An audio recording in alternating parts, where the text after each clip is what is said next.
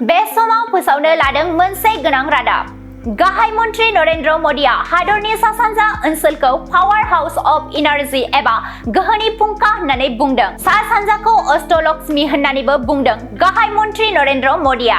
अष्टलक्ष्मीनि ओंथियानो जाबाय सादाइन लोखि मोदाइजो। गोदान दिल्लीनि भारत मण्डपामाव दिनैनिफ्राय साननैनि हाबाफारि लानानै खुंजानाय rising north east investor summit 2025 हाबाफारियाव बाहागो लानानै गाहाय मन्त्रि नरेन्द्र मदिया हादरनि सा सानजा ओनसोलनि सायाव गोनांथार नोजोर होनानै गोबां गोनां बाथ्राफोर बुंथिदों। Rising north east investor summit 2025 नि बेखेवनाय फोरबोनि समाव हादरनि गाहाय मन्त्रि नरेन्द्र मदिया सा सानजा ओनसोलनि गोबां खाबु आरो हादरनि जौगाखां दावबायनायाव बेनि गोनांथिनि सायाव गोसो होदों।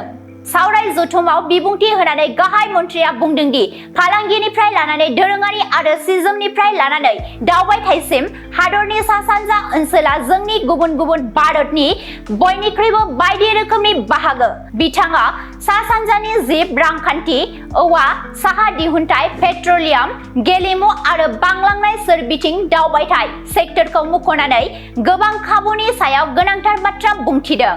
मदिया बिथायारि सानज'थाय बांहोनाय, दावबायथायनि खाबुखौ बांहोनाय आरो रां थिसनगिरि एबा इनभेस्टर्सनि फोथायथिखौ बांहोनायनि गेजेरजों सा सानजाखौ जौगाहोनो थाखाय सरकारि हाबाफारिफोरनि सायाव गोसो होदों। मोनसे समाव सा सानजाखौ खालि मोनसे सीमा ओनसोल होनना बुंनाय जायोमोन। आथिखालाव बेयो जौगानायाव मोनसे दैदेनगिरि महरै जाखांबोगासिनो दं होननानै बुंदों गाहाय मन्त्रि मदिया।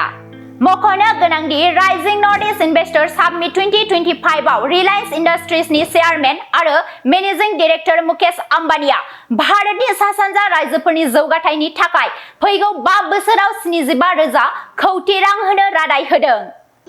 এটা ভাল ঘোষণা। বঙাইগাঁও মেডিটেক এলাইট হেল্থ ইনষ্টিটিউটৰ 2025 আৰু 26 বছৰৰ DMLT laboratory technician, x ray and imaging technician, ECG technician, pharmacy assistant, dental hygienist, emergency technician আৰু নাৰ্ছিং কেয়াৰ এছিষ্টেণ্ট কোৰ্চৰ নাম ভৰ্তি কৰাটো এতিয়া চলি আছে। নাম ভৰ্তি কৰাৰ বিষয়ৰ বাবে জানিবলৈ ব্যক্তিসকলে 9395558676 নম্বৰত যোগাযোগ কৰিব পাৰিব। मोनसे गोजोनथाव फोसावथाय। बङाइगाव मेडिटेक एलाइट हेल्थ इनस्टिट्यूटआव इंराजि बोसोर 2025-26 मायथाइनि थाखाय DMLT laboratory technician, X-ray and imaging technician, ECG technician, pharmacy assistant, dental hygienist, emergency technician आरो नार्सिं केयार एसिस्टेंट कोर्सनि मुं थिसननाया सोलिगासिनो दङ। मुं थिसननायनि सोमोन्दै सुलाद लानो थाखाय 9395558676 नाम्बाराव फोनांजाब खालामनो हागोन।